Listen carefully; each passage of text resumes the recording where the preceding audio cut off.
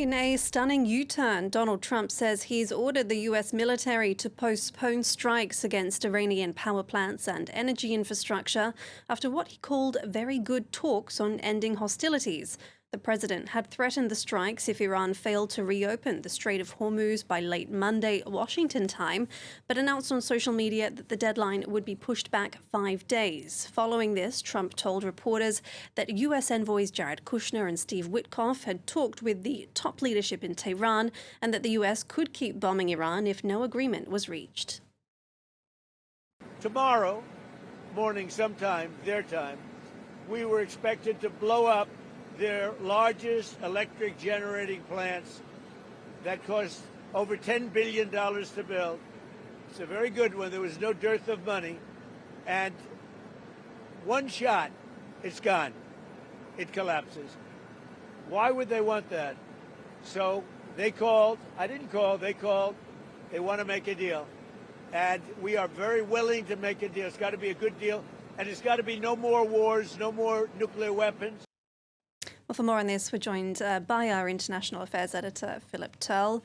Philip, we heard as Donald Trump spoke there some pretty wild statements. He said that regime change was underway in Iran, that the US could easily take Iran's enriched uranium if a deal was reached.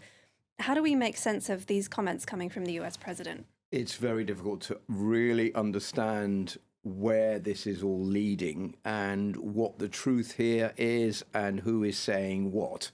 Let's try and break this down, shall we? We've had several statements from Donald Trump today, first of all saying that he had reached 15 points of agreement with Iran.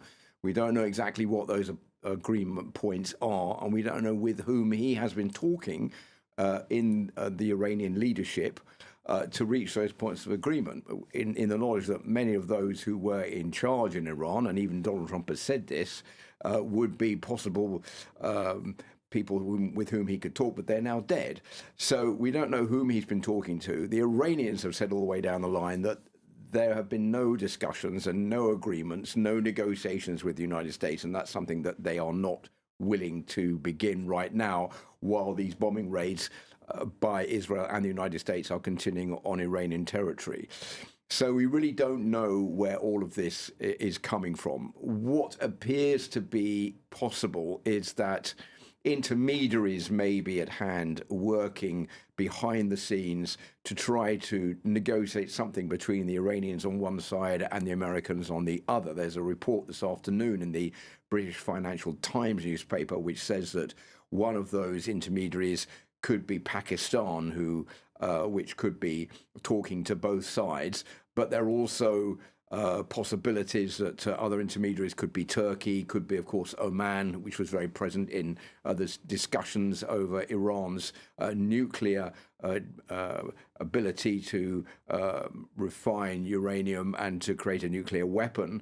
Also, another possibility would be Egypt, but we don't know exactly who's been talking to who and what has been agreed. The other point, as you mentioned, was for regime change. Donald Trump saying a serious form of regime change is needed, but we don't know also there whom he's been talking to about regime change and what kind of an agreement, if any, has been worked out. What we do know is that the US was due to start those raids tonight at midnight GMT. That's been pushed forward now to Friday. The only other possibility is that there's been increased pressure on the United States from other Gulf nations saying you have got to pull back on this because if you start bombing Iran's power installations, they are going to take out their wrath against us, and that's something that we don't want. So you're going to have to delay that for a while you try to work out some kind of a deal between Iran and the United States and Israel to bring all this to an end. Will that be enough? That's the other question, of course, that we can't answer right now. Well, Trump's announcement came just hours before Wall Street was set to open and after we saw brutal sell-offs in European and Asian markets and the price of oil shooting up again. Is it possible that Donald Trump has made this decision because he's seen that, this is causing quite some political headaches and this war is not very popular among the markets or domestic voters? I think there are many reasons that could explain why Donald Trump is doing this. You're right. One of them, I think, is definitely got to be he keeps his eyes on the markets, on the price of oil, on the price that people are paying when they fill their cars up or having fuel delivered to heat their homes. And there is growing mistrust and disagreement with what Donald Trump has done here in declaring this war against Iran, which he said at the start was going to be over pretty quickly, certainly within 2 weeks. Well, that delay has gone by now, and we've had contradictory reports about how the war is going, from yes, we've almost won the war straight away, we're right ahead of time, then we don't need anybody to help us, and now we need people to help us come in and liberate the Strait of Hormuz. So even there's an awful lot of confusion that's very hard to fathom out about where the US is going in all of this. But I think certainly Donald Trump has got his eyes on the midterm elections coming up later this year.